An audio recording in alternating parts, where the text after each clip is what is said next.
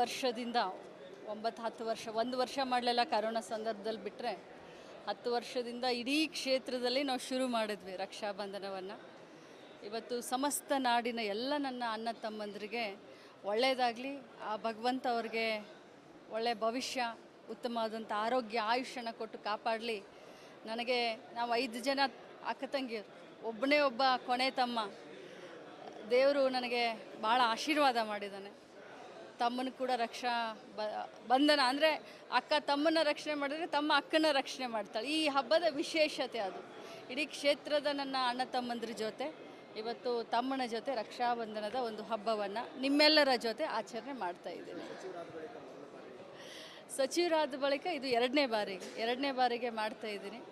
ಬಿಡುವಿಲ್ಲದ ಸಂದರ್ಭ ಅಂತ ಹೇಳ್ಬೋದು, ಆದರೆ ಈ ವಿಶೇಷತೆಯನ್ನು ನಾವು ಎಷ್ಟೇ ಬ್ಯುಸಿ ಇದ್ದರೂ ಕೂಡ ಈ ಒಂದು ಪ್ರೀತಿ, ವಿಶ್ವಾಸ, ಒಂದು ನಮ್ಮ ಸಂಬಂಧಗಳು ಗಟ್ಟಿ ಆಗ್ತವೆ, ಸಂಬಂಧಗಳು ಸಮೃದ್ಧಿ ಆಗ್ತವೆ. ಇಂಥ ಒಂದು ಹಬ್ಬ ಹರಿದಿನ ನಮ್ಮ ಭಾರತ ದೇಶದ ಇತಿಹಾಸ, ಸಂಸ್ಕೃತಿಯನ್ನು ಇನ್ನೂ ಮುಂದೆ ತೆಗೆದುಕೊಂಡು ಹೋಗಲಿಕ್ಕೆ ಇದೊಂದು ಸುದೈವ ಅವಕಾಶ. ಸೊ ಈ ಹಬ್ಬವನ್ನು ಆಚರಣೆ ಮಾಡಿ ನನಗೆ ನಿಜವಾಗ್ಲೂ ಇವತ್ತು ಭಾಳ ಸಂತೋಷ ಆಗಿದೆ. ಎಲ್ಲ ಅಣ್ಣ ತಮ್ಮಂದರು ನೀವೇ ನೋಡ್ತಾ ಇದ್ದೀರ, ಬೆಳಗ್ಗೆ 8 ಗಂಟೆಯಿಂದ ಶುರು ಮಾಡಿದ್ದೀನಿ. ಸರತಿ ಸಾಲಿನಲ್ಲಿ ನಿಂತು ಸಮಾಧಾನದಿಂದ, ನನಗೂ ಒಂದು ಆಸೆ ಏನು ಅಂದರೆ ಪ್ರತಿಯೊಬ್ಬರಿಗೂ, ಯಾರೆಲ್ಲ ಬರ್ತಾರೆ ಪ್ರತಿಯೊಬ್ಬರಿಗೂ ನಾನೇ ಸ್ವಂತ ರಾಖಿಯನ್ನು ಕಟ್ಟಬೇಕನ್ನುವಂಥ ಆಸೆ. ಸೊ ಕಳೆದ 2.5-3 ಗಂಟೆಯಿಂದ ನಿಂತ್ಕೊಂಡು ಮಾಡ್ತಾ ಇದ್ದೀನಿ. ಎಲ್ಲರೂ ಸಂತೋಷದಿಂದಿದ್ದಾರೆ. ಭಗವಂತನಲ್ಲಿ ಇಷ್ಟೇ ಕೇಳ್ತೀನಿ, ನಾಡಿನಾದ್ಯಂತ ಒಳ್ಳೆ ಮಳೆ ಬೆಳೆ ಬರ್ತಾ ಇದೆ.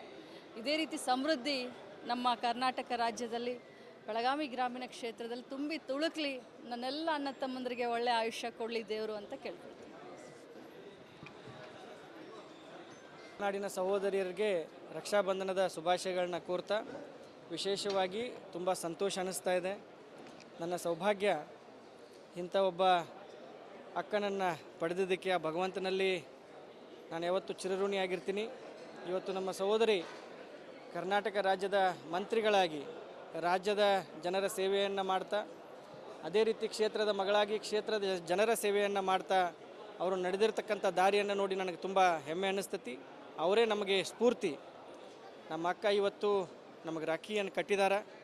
ಯಾವತ್ತೂ ನನ್ನ ಜೀವನದಲ್ಲಿ ಅವರು ಹಾಕಿಕೊಟ್ಟಂಥ ದಾರಿಯಲ್ಲಿ ನಡಿತೀನಿ ಅಂತ ಈ ಸಂದರ್ಭದಲ್ಲಿ ಅವರಿಗೆ ಭಾಷೆಯನ್ನು ಕೊಡ್ತಾ, ಸಮಸ್ತ ನಾಡಿನ ಎಲ್ಲ ಸಹೋದರಿಯರಿಗೆ ಇನ್ನೊಂದು ಸಾರಿ ರಕ್ಷಾಬಂಧನದ ಶುಭಾಶಯಗಳನ್ನು ಹೇಳ್ತೀನಿ.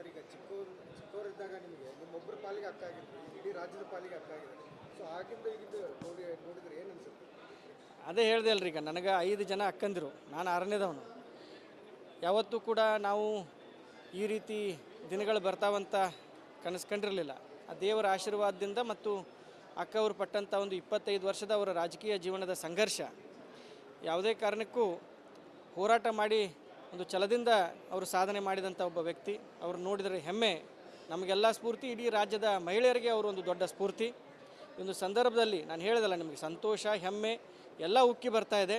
ಇವತ್ತು ಅವರು ರಾಖಿಯನ್ನು ಕಟ್ಟಿದ್ದಾರೆ. ನನ್ನ ಜೀವನ ಪರ್ಯಂತ ಅವ್ರು ಹಾಕಿಕೊಟ್ಟಂಥ ದಾರಿಯಲ್ಲಿ ಅವ್ರಿಗೆ ಹೋಗ್ತೀನಿ, ಅವ್ರು ಹೇಳ್ದಂಗೆ ಕೇಳ್ಕೊಂಡು ಹೋಗ್ತೀನಿ ಅಂತ ಈ ಸಂದರ್ಭದಲ್ಲಿ ಹೇಳ್ತೀನಿ.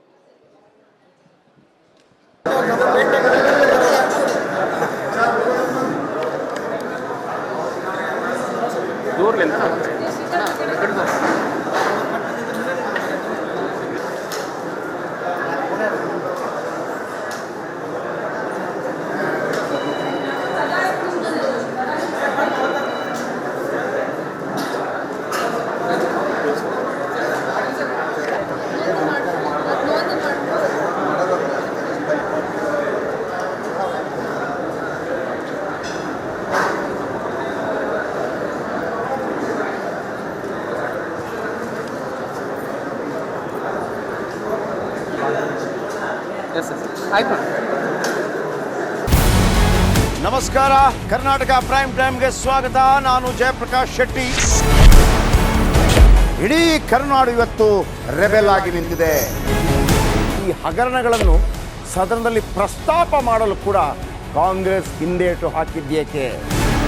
ನಿಮ್ಗೆ ಸಂಬಳ ಅದಕ್ಕೆ, ನಿಮಗೆ ವಾಹನ ಅದಕ್ಕೆ, ನಿಮಗೆ ವೆಪನ್ ಅದಕ್ಕೆ, ನೀವು ಅದನ್ನು ಸೆರೆ ಹಿಡಿಬೇಕಾಗಿತ್ತು. ನೀವು ವಿದ್ಯುತ್ ಬರ ಇದೆ ಅಂತ ಹೇಳ್ತಾ ಇದ್ದೀರಿ, ಎಲ್ಲಿ ಬರ ಇದೆ ನೀವು ಹೇಳಬೇಕು.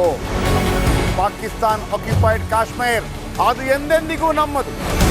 40 ಮೆಷಿನ್ಗಳು ತಂದಿತ್ತು ನೋಟ್ ಎಣಿಸುವುದಕ್ಕೆ, ಅದೇ ಹಾಳಾಯಿತು. ಮಥುರಾದ ಗಲಾಟೆ ಇದೆಯಲ್ಲ, ಅದು ಸ್ಥಳೀಯವಾಗಿ ಕೂತು ಪರಿಹರಿಸಬಹುದಾದಂಥ ಕಾನೂನಿದೆ. ಗ್ಯಾರಂಟಿ ಯೋಜನೆಯಿಂದ ನಷ್ಟ ಆಗಿದೆ, ಲಾಭ ಆಗಿದೆ? ದಯವಿಟ್ಟು ಹೇಳಿ. Dawood Ibrahim most wanted criminal ಯಾವಾಗಾದ ಅಂದರೆ ಇಲ್ಲಿ ತನಕ ಭಾರತ ದೇಶದಲ್ಲಿ ಓರ್ವ ದಲಿತ ಪ್ರಧಾನಿಯಾದಂಥ ಇತಿಹಾಸವೇ ಇಲ್ಲ. ರಿಪಬ್ಲಿಕ್ ವರ್ಲ್ಡ್ ಆಪ್ ಇದು ಕೇವಲ ಅಪ್ಲಿಕೇಶನ್ ಅಲ್ಲ, ಸಮಗ್ರ ಸುದ್ದಿಗಳ ಸಂಪರ್ಕ ಮಾರ್ಗಕ್ಕೆ ಕ್ರಾಂತಿಕಾರಿ ಬದಲಾವಣೆ. ರಿಪಬ್ಲಿಕ್ ವರ್ಲ್ಡ್ ಆಪ್ ಕೇವಲ ಸುದ್ದಿ ಅಪ್ಲಿಕೇಶನ್ ಅನ್ನ ಪರಿಚಯ ಮಾಡ್ತಾ ಇಲ್ಲ, ಬದಲಾಗಿ ಡಿಜಿಟಲ್ ಸುದ್ದಿ ಬಳಕೆಯ ಹೊಸ ಯುಗಕ್ಕೆ ನಾಂದಿ ಹಾಡ್ತಾ ಇದೆ. ಇದೊಂದು ಬ್ರೇಕಿಂಗ್ ನ್ಯೂಸ್, ಪ್ರಭಾವಶಾಲಿ ಕಾರ್ಯಕ್ರಮಗಳಿಗೆ ಗಟ್ಟಿಯಾದ ವೇದಿಕೆ. ರಿಪಬ್ಲಿಕ್ ವರ್ಲ್ಡ್ ಅಪ್ಲಿಕೇಶನ್ ಈಗ ಲೈವ್ ಆಗಿದೆ. ಗೂಗಲ್ ಪ್ಲೇಸ್ಟೋರ್ ಮತ್ತು ಆಪಲ್ ಆಪ್ ಸ್ಟೋರ್ ಎರಡರಲ್ಲೂ ಲಭ್ಯವಿದೆ. ಈಗಲೇ ಡೌನ್ಲೋಡ್ ಮಾಡಿ.